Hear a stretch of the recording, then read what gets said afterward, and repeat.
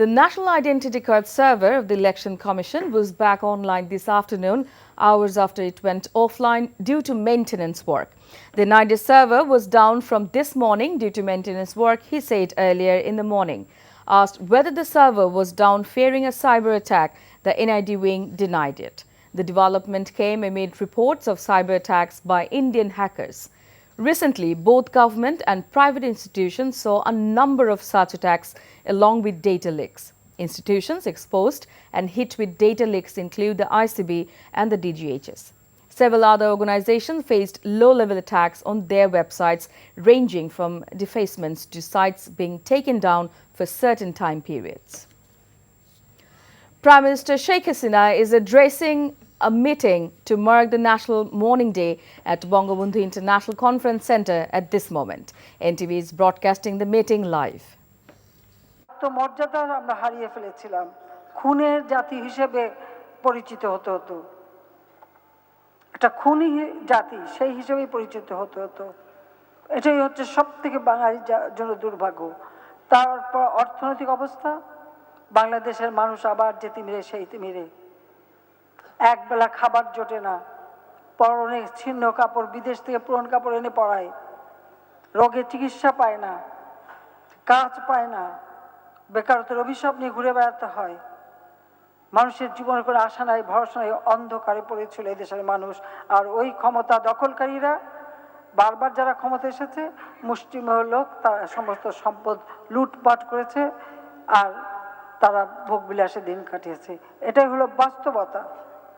মুক্তিযুদ্ধের সমস্ত চেতনা ধ্বংস, স্বাধীনতার যে গান উজ্জীবিত করতে দেশের মানুষকে, সেই স্বাধীন বেতার কেন্দ্রের, সেগুলিও পর্যন্ত নিষিদ্ধ। অর্থাৎ পুরো বাংলাদেশের স্বাধীনতার সমস্ত আদর্শটাকেই এরা ধ্বংস করতে চেয়েছিল। তবে ইতিহাস কখনো মুছে ফেলা যায় না, এটাই বাস্তবতা। ভেবেছিল কোনোদিন আর এই হত্যার বিচার হবে না, কিন্তু আমি কৃতজ্ঞতা জানাই দেশের মানুষের কাছে, কৃতজ্ঞতা জানি আওয়ামী লীগের কাছে। 21 বছর পর আওয়ামী লীগ সরকার গঠন করার সুযোগ পায়, আর এই সরকার গঠন করেই এই হত্যার বিচারের পথ যাতে উন্মুক্ত হয় তার ব্যবস্থা নিই। ইনডেমনিটি অর্ডিন্যান্স, সেই আইন আমরা বাতিল করি। দুর্ভাগ্যের বিষয় যে আইন বাতিল করার পরেও আবার কিছু কিছু লোক উচ্চ আদালতে চলে যায়, আইন বাতিল করা যাবে না। যারা এটা করেছে তাদের মানসিকতা একবার চিন্তা করে দেখেন। আমি উচ্চ আদালতকে ধন্যবাদ জানাই যে তারাই রায় দিয়েছে যে ওই 75 সালে জাতির পিতাকে হত্যা করে মার্শাল ল দিয়ে অবৈধভাবে যে ক্ষমতা দখল এবং ৫ম সংশোধনী এবং ৭ম সংশোধনী বাতিল করে দিয়ে এই অবৈধভাবে ক্ষমতা দখলের পথটা উচ্চ আদালত বন্ধ করে দিয়েছে। বাংলাদেশের মানুষ অন্তত মুক্তি পেয়েছে এখান থেকে, এবং আমরা এদেশের জনগণ আমাদের ভোট দিয়ে নির্বাচিত করেছে বলেই, এবং বিশেষ করে 2008-এর নির্বাচনে। You are until now watching the PM's address on NTV's live broadcast. BNP Secretary General Mirza Fakhrul Islam Alamgir alleged that the ruling regime has started reshuffling police and civil administrations to hold another staged election through vote rigging using the state machinery. But the country's people will thwart all the blueprints of the government through a mass uprising in the days to come. Fakhrul said this while addressing a special prayer seeking well-being of critically ill Begum Khaleda Zia in Thakurgarh today. While speaking at a Milad and Dua Mahfil at Noapoldon Central Office this morning, BNP Standing Committee member Amir Khosru Mahmood Chaudhary came up with a threat to announce tougher programs if the government does not allow its ailing former Prime Minister Begum Khaleda Zia to go abroad for receiving advanced treatment. তোমরা আজকে প্রকাশ্যে আওয়ামীকে সমর্থন করে তোমরা বক্তব্য দিচ্ছ এবং কাজ করছো। আমার কাছে খবর আছে এই যে নতুন তোমরা পরিবর্তন করলে সমস্ত জেলা প্রশাসক, এসপি এবং গোয়েন্দা সংস্থা তাদেরকে দিয়ে তোমরা ছক কাটা সম্পূর্ণ করে ফেলেছে। কোন ছকে নির্বাচন করলে তোমরা আবার জয়ী হবে। এখন বিকাশ অ্যাপেই পাবেন দেশের প্রথম digital loan. When asked what is China's position in Bangladesh's upcoming national election, the country's ambassador in Dhaka, Yao Wen, said Beijing will not interfere in other countries' internal affairs. He said China will not interfere with the election. The people of Bangladesh will decide who will come to power in the next election.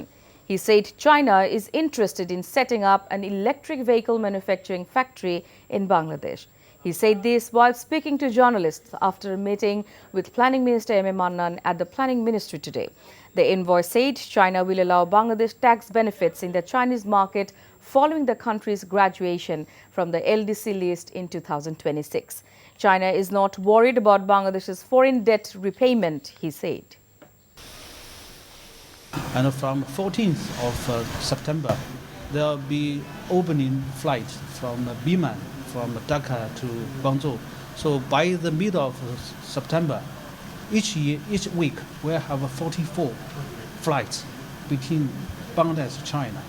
So it will almost 10,000 people will fly from China to Bangladesh or vice versa each week.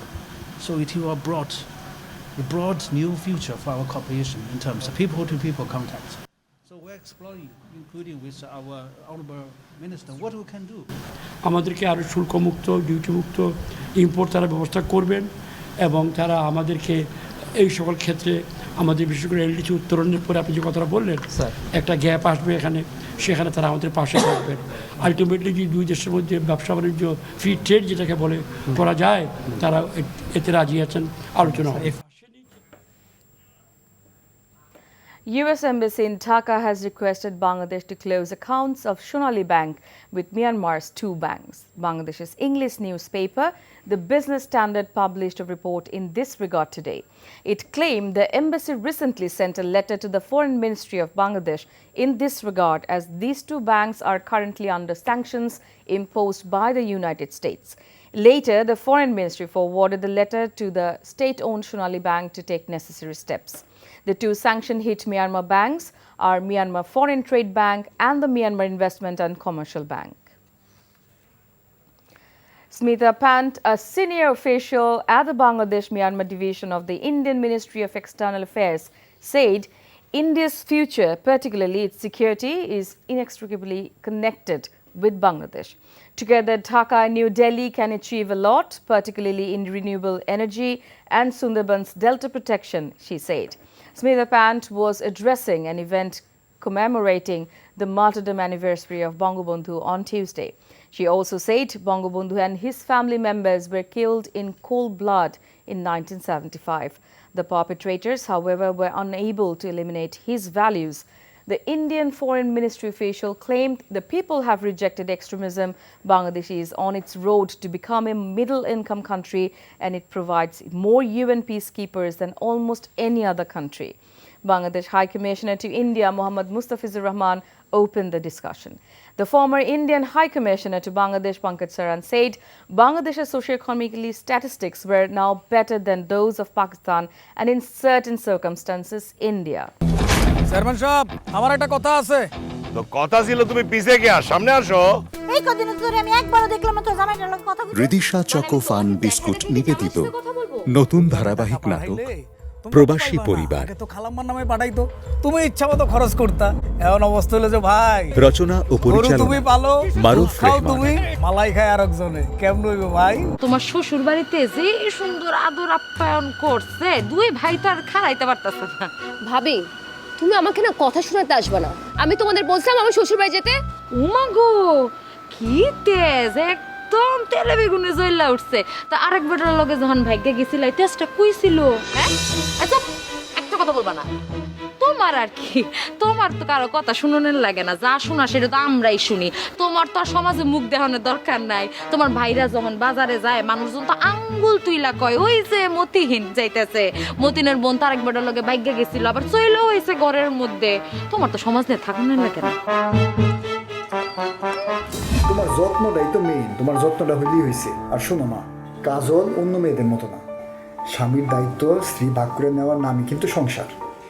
ও নিজের থেকেই তোমার দায়িত্ব নিতে চায়, তা তুমি এমন করো কে? আমি আমার বউর কাছে আসছি, ব্যবসা করতে আসি নাই, তাই লাভ ক্ষতি হিসাব আমি করতে চাই না।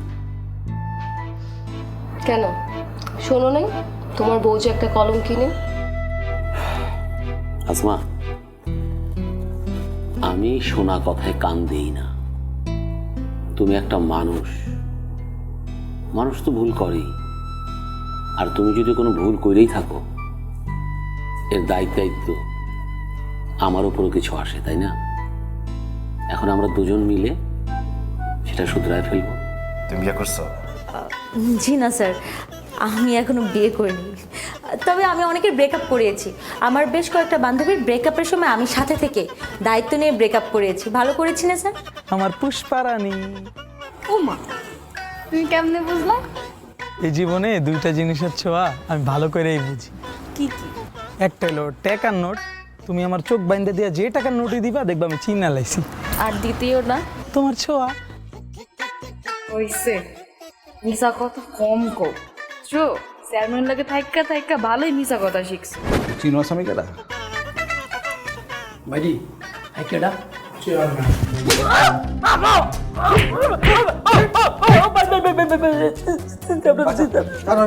তোমার যতদিন মন চাই তুমি ততদিন নাও।